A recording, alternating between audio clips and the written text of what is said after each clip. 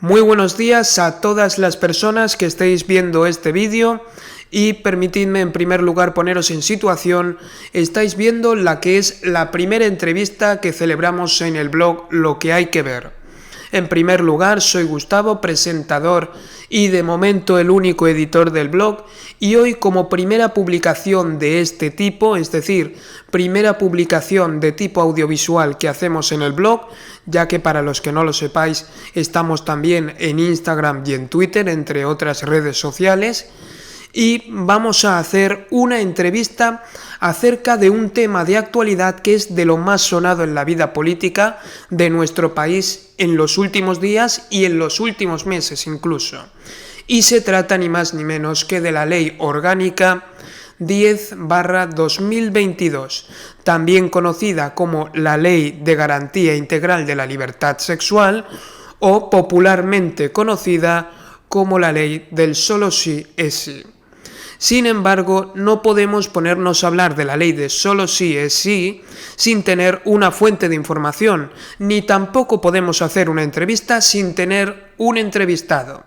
Es por esto por lo que me gustaría presentaros a nuestro invitado de hoy en esta ocasión. De este modo, Javier Martínez, buenos días. Buenos días, Gustavo. Pues nada, muchísimas gracias. Me presento con tu permiso un poco. Soy Javier Martínez Marfil, soy magistrado, estoy destinado en una audiencia provincial, la de Alicante, en una de las secciones penales, y formo además parte del comité ejecutivo de la Asociación Profesional de la Magistratura, que es una asociación que tiene como cometido pues, la defensa de los intereses de los jueces y la defensa del Estado de Derecho. Y en esa calidad, pues nos solicitasteis información y bueno, pues aquí estamos a vuestra disposición para ver en la medida en que seamos útiles para clarificar los aspectos que puedan ser más dudosos o más difíciles de entender. Muchísimas gracias a usted por haber aceptado mi petición y por haber concedido esta pequeña entrevista. Y bueno, vamos a comenzar con lo que es lo importante, vamos a comenzar con las preguntas. Vamos a comenzar con la primera pregunta, que va a tratar acerca del proceso de aprobación de una ley. No conozco cómo se elabora y se aprueba una ley, pero me imagino que es algo que pasa por muchos procesos, no es tan sencillo como redactarla y que al día siguiente pase a ser aplicada. Entonces, ¿cómo es posible que una ley pase por tantos procesos y que nadie sea capaz de decir, oiga, esto no lo podemos aprobar, porque si aprobamos esta ley puede desatarse una completa locura? Y sobre todo, ¿qué es lo que hace de esa ley que agresores sexuales vean su condena reducida o se vean en libertad saliendo de la cárcel? ¿Qué es de esa ley lo que permite una reducción de condena o una puesta en libertad? Pues bueno, hay dos formas de hacer leyes. Una que es a iniciativa del gobierno, que pasa una serie de filtros e informes. Uno de los organismos que informa es el Consejo General del Poder Judicial, el Consejo de Estado.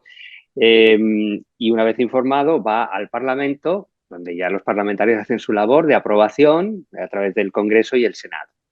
Y otra opción es a través de la iniciativa de los propios parlamentarios que ellos mismos proponen una ley o una modificación de ley que no cumple con esos requisitos de información anterior, etcétera.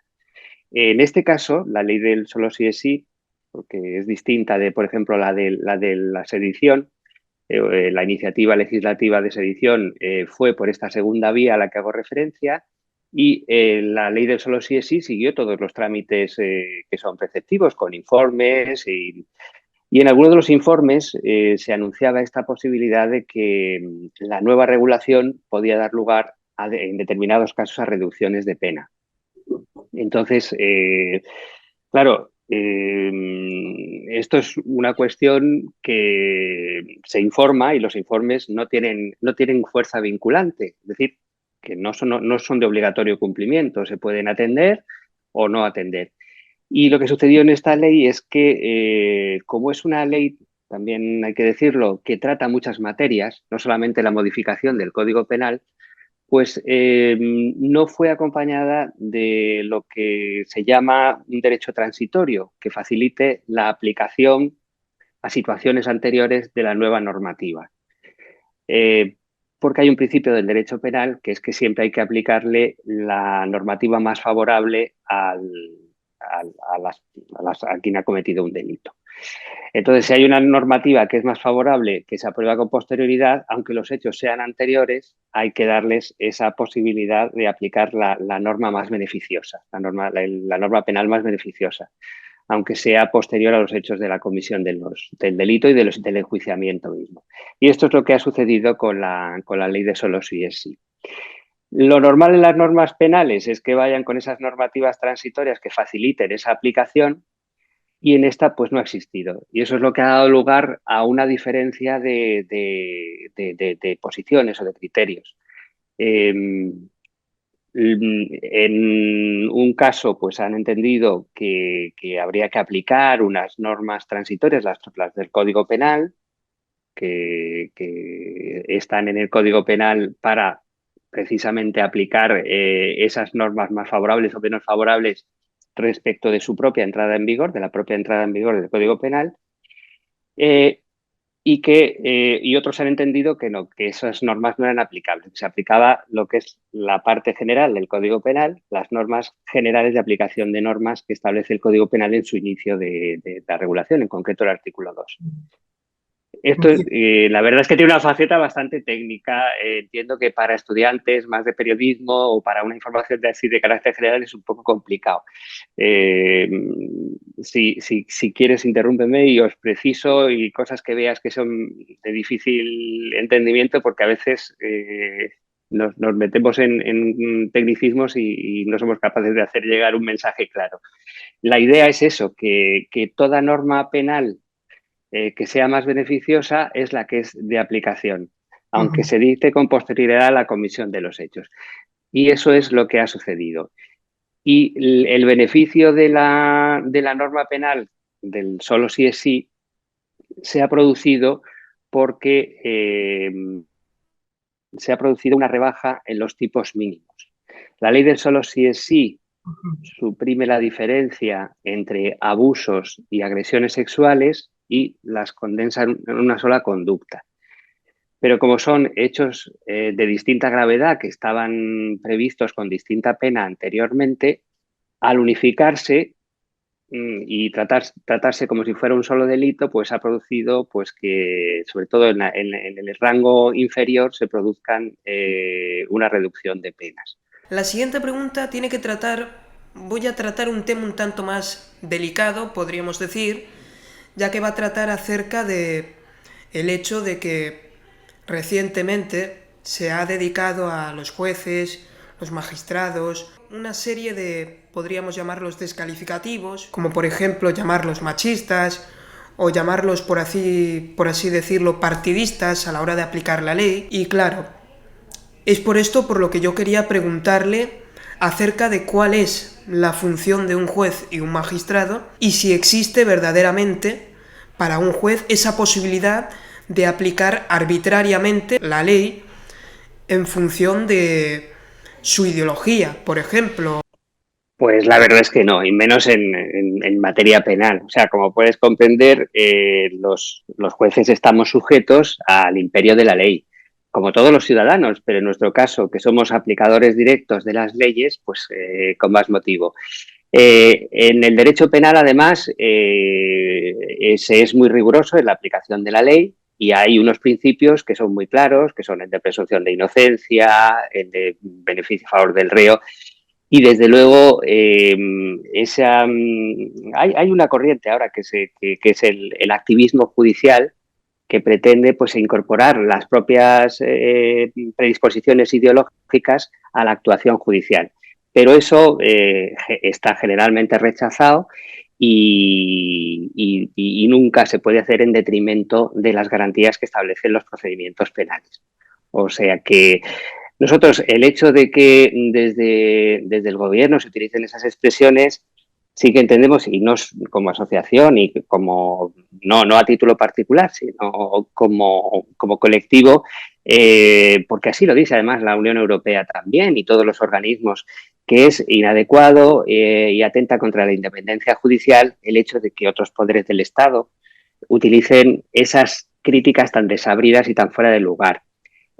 Por supuesto que las resoluciones judiciales, como cualquier actividad pública, están sujetas a la crítica, pero cuando provienen de otro poder del Estado, como es el Poder Ejecutivo, sería de esperar una mesura y una ponderación muchísimo más adecuada.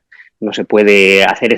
Todas las generalizaciones son erróneas, pero hacer esta generalización, además, con la carrera judicial, en la que hay un 56% de mujeres y que está perfectamente implantada todas las enseñanzas, tanto en la escuela judicial como en los sistemas de acceso y de oposición, como en los cursos y en las especialidades sobre violencia de género, no solamente es una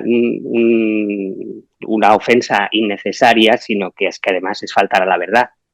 Efectivamente, no solamente es delicado, sino que es también un poco imprudente, porque lanzar ese mensaje de que los jueces son machistas en general es decirle a las víctimas de violencia sexual o de violencia de género: no vayan ustedes a denunciar porque con estos elementos no van a llegar a ningún sitio. Ese es un mensaje demoledor, y ese es desde luego con el que nosotros no estamos en absoluto de acuerdo, y tenemos que tener una reacción contundente, y por eso, cuando hemos tenido ocasión en mi asociación, hemos dicho que eso no era admisible. Vamos a ir un paso más allá. ¿Ha podido usted hablar con sus compañeros de profesión, con otros magistrados tal vez, con miembros de la asociación tal vez, acerca de este tema? Y si es así, me gustaría saber si podría compartir con nosotros cuál es la opinión de esas personas, cuál es el sentimiento de esas personas, y sobre todo si esto, al proceder de, digamos, personalidades políticas, del poder político de nuestro país, si a lo mejor va a poder tener algún tipo de influencia en su intención de voto. Hombre, bueno, pues eso ya sí que es un poco personal de cada uno, de cómo se toma cada uno las cosas, y luego pues el efecto que en su esfera personal cada uno quiera dar. Yo no me atrevo a hacer ya he dicho que las generalizaciones que hemos recibido así del Ministerio de Igualdad no me parecían oportunas. No voy a hacer yo una generalización sobre si los compañeros van a cambiar sus votos o van a votar a las opciones políticas a las que estaban votando anteriormente.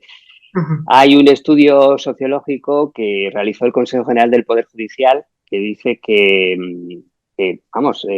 incide sobre el origen, la extracción económica de los jueces, más o menos la ideología y tal, y más o menos la población judicial se corresponde básicamente en las mismas proporciones que la población general. O sea, hay personas de una capacidad económica un poco más elevada, una capacidad de extracción social, me refiero, de capacidad económica más elevada, de extracción social menos elevada, y de ideología política también se reproduce un poco pues la ideología política que hay en la sociedad. O sea, que cada uno pues al final toma como referencia los datos que considera oportunos, y el día de las elecciones es el día que mete la papeleta y es cuando decide.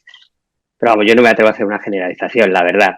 Yo sí que lo único que puedo decir es que esas manifestaciones son inoportunas y están fuera de lugar, y que desde luego, pues hombre, no hacen ningún favor al Estado de Derecho y a la separación de poderes, que eso es lo que nos tiene que importar a todos para que funcione bien la democracia. Bien, la figura del abogado es la de una persona, un profesional o una profesional que tendrá que atender un caso y buscar el mayor beneficio para su cliente. El caso es que la figura de un abogado en este tipo de casos adquiere una relevancia, un papel distinto, porque evidentemente estamos hablando de una persona que está cumpliendo con su deber, evidentemente. Está defendiendo a su cliente y está viendo cómo su condena se reduce. Es decir, ve la oportunidad de que su cliente salga antes de prisión y, evidentemente, utiliza esa herramienta. Pero claro, estamos hablando de dejar en libertad a un agresor sexual. Entonces quería preguntarle, ¿cree que en estos casos un abogado, la figura del abogado, actúa de forma excesivamente profesional, dejando atrás la moral, de una forma muy fría? ¿O cree que está completamente justificada su labor y que no tendría por qué actuar de otra manera? Porque evidentemente siempre le quedaría la opción de no atender ese tipo de casos si se sabe que atendiendo ese tipo de casos va a dar la libertad a una persona que ha cometido un delito de considerables proporciones, digámoslo así. Hombre, yo creo que precisamente la actuación profesional, en el mejor sentido de la palabra, es el de asistir a su cliente de la mejor manera posible. Si hay instrumentos legales que establecen que la pena que le corresponde cumplir a su cliente es menor que la que se le ha impuesto, lo que debe hacer el abogado, cumpliendo con sus obligaciones como asistente jurídico y de esta persona, es promover las peticiones que consideren necesarias ante los tribunales para que eso se haga efectivo. O sea, no es reprochable en un abogado que busque la mejor defensa para su defendido. O sea, todo lo contrario. Yo creo que honra a los abogados el hacer bien su trabajo. Y eso forma parte de ello. Por último, y para terminar, me gustaría hacerle una pregunta acerca de la presunción de inocencia, porque en muchos artículos, en muchas publicaciones, se puede ver o se comenta que la presunción de inocencia podría verse afectada o alterada por la aprobación de esta ley que iba a traer cambios significativos y evidentemente ante estas publicaciones, ante este anuncio de un posible cambio en algo que es defendido por la Constitución como es la presunción de inocencia, me gustaría saber hasta qué punto la presunción de inocencia ha sufrido algún tipo de cambio o si por el contrario esto es más bien un bulo, podríamos llamar, y la presunción de inocencia va a mantenerse tal cual estaba en un principio y si va a gozar de buena salud. Hombre, yo creo que afortunadamente la presunción de inocencia no se ha perdido, todo lo contrario, la presunción de inocencia es un derecho que está establecido en la Constitución española y que es de continuo ejercicio en la práctica judicial. Otra cosa es que puede haber una sensación de que quizás se ha devaluado dando preponderancia a otros valores, pero realmente en la práctica judicial se sigue aplicando y es que además no puede ser de otra manera porque es un derecho fundamental que tiene rango constitucional y que además aparece en multitud de tratados que ha firmado España. O sea que la presunción de inocencia sigue con muy buena salud, lo digo por tu tranquilidad, aunque haya esa percepción de que quizás ahora haya determinadas circunstancias que parece que tiendan a devaluarlo, pero vamos, que no es así por lo menos en la práctica judicial. La práctica judicial sigue gozando de buena salud la presunción de inocencia como tiene que ser. Señor Javier Martínez, nos hemos quedado sin preguntas. Hasta aquí llegaría nuestra entrevista. Solo me queda agradecerle una vez más que me haya concedido la oportunidad de entrevistarle. Gracias también a la asociación por haberme atendido y haberme facilitado su contacto.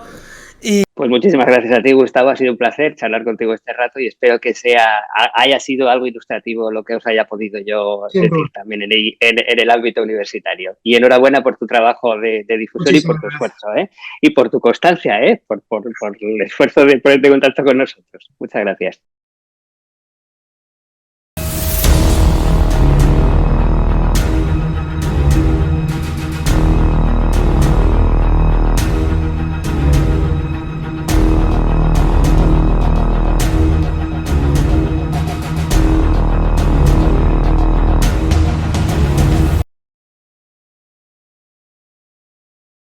Primero, gracias por ver la entrevista para aquellas personas que se han quedado hasta el final. Gracias por haberlo visto, aunque ni tan siquiera hayáis llegado hasta el final. Me basta con una visualización. No sé qué os habrá parecido la entrevista, el tema por lo menos era interesante, el entrevistado estaba bastante bien. No sé, me ha costado un poquito llegar hasta el entrevistado, pero bueno, como ya habéis visto, él ha destacado mi insistencia porque ha sido cuestión de insistir una y otra vez, pero bueno, al final he conseguido su contacto y yo personalmente estoy contento con el resultado. No sé lo que opinaréis vosotros, también tendré que editar todo lo que he grabado, aunque no sé cómo va a salir eso porque no tengo ni idea de utilizar programas de edición. Pero bueno, espero que la hayáis disfrutado, que la calidad no haya sido lo suficientemente mala como me imagino que habrá sido, y simplemente que hayáis disfrutado la entrevista, tanto como yo, y que me hagáis saber sobre todo si os gustaría que hiciese alguna otra entrevista, aunque seguramente sea dentro de muchísimo tiempo. Bueno, sin más que decir, adiós y hasta el próximo vídeo.